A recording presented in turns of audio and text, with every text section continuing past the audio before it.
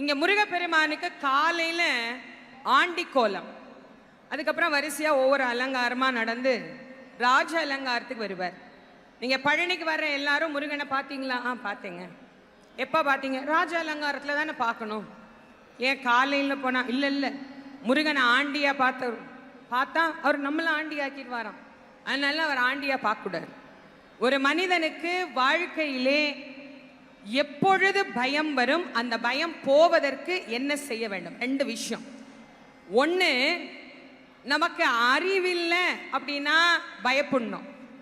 2, அறிவு இருந்தாலும் செல்வம் இல்லாவிட்டாலும் நாம் அஞ்ச வேண்டும். இந்த அறிவும் செல்வத்தையும் ஒன்றாக நமக்கு தரக்கூடிய தெய்வமாக வீற்றிருக்கக்கூடிய கடவுள், இங்கே விளங்கக்கூடிய ஞான பண்டாரமாகிய முருக